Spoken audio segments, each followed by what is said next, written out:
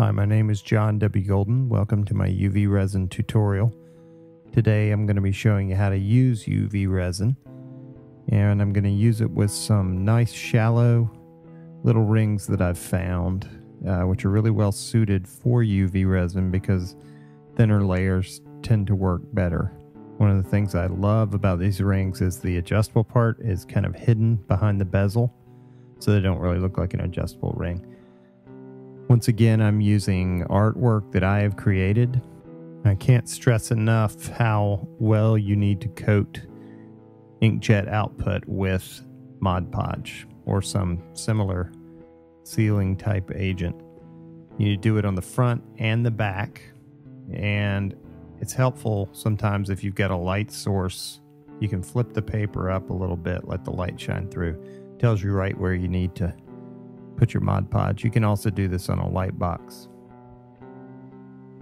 Now, I suggest you put the Mod Podge on while your artwork is part of a whole sheet. This kind of demonstrates the difficulty trying to put a Mod Podge coat on a very tiny piece of artwork.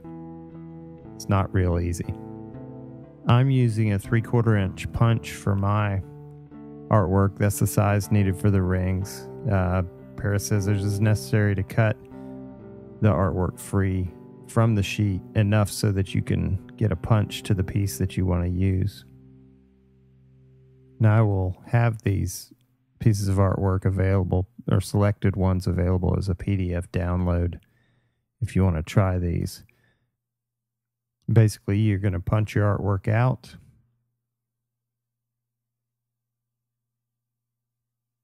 And it becomes necessary when you cut artwork that is inkjet output. The edges are essentially unsealed, so I go back around the edges with a little bit of Mod Podge. Then I put some Mod Podge in the bezel of the ring. This is going to hold it down and hopefully eliminate any air pockets. One of the things I really like about these rings, they have a little lip that actually allows the artwork to kind of go under that, but you have to carefully place the artwork in there. I fold it a little bit, work the edges in until I have just a little bit left that I can push in with my thumbnail. And it's seated very well after that. It's kind of difficult to move once the Mod Podge dries.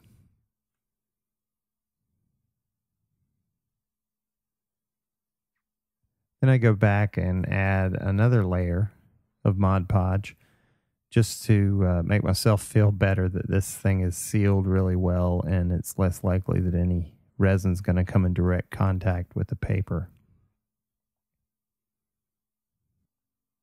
Once I've finished gluing the artwork inside the ring, I like to put my rings in a little jig I create using 2 stacks of foam core, about 5 pieces thick.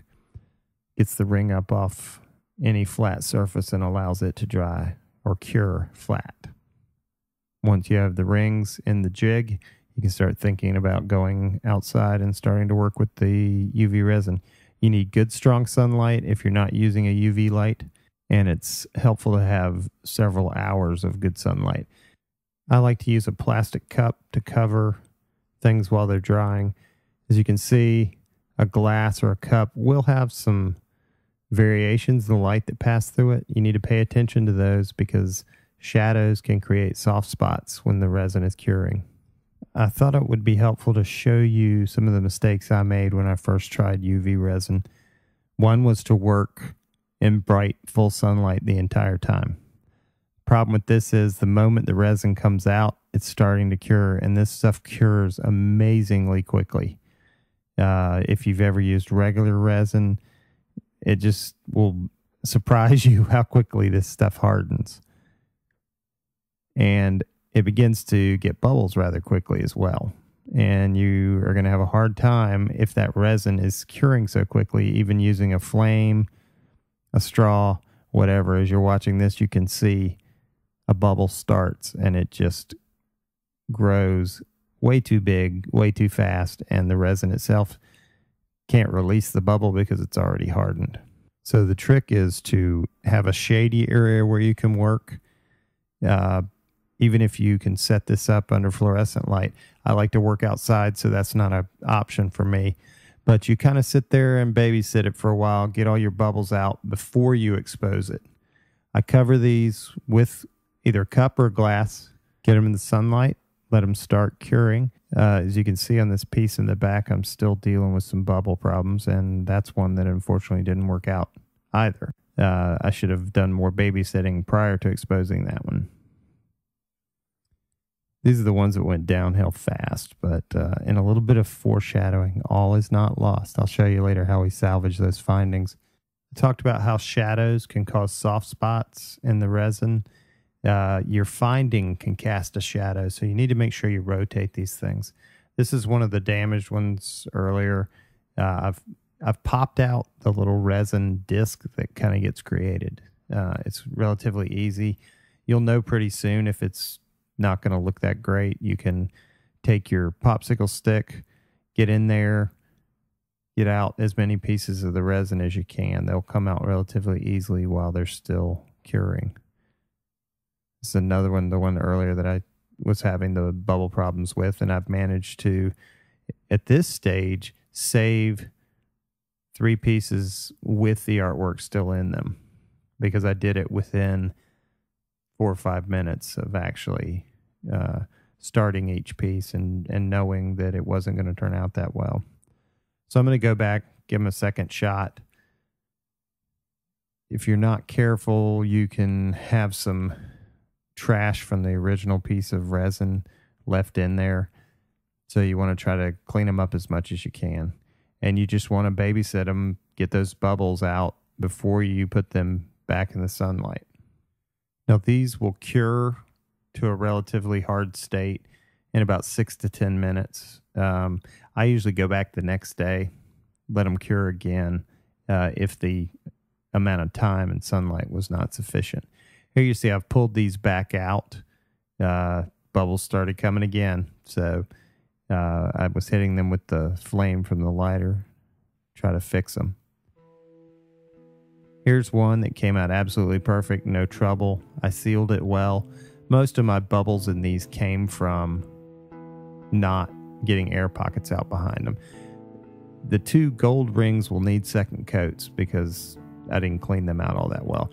Now this is about 6 hours later when you're looking at these pieces. Pulling out the big guns. A dried piece can also be salvaged. You need to be very careful with sharp things, of course, but you basically want to create an opening in the artwork through the resin so that water can get in there, soak into the paper, dissolve the Mod Podge.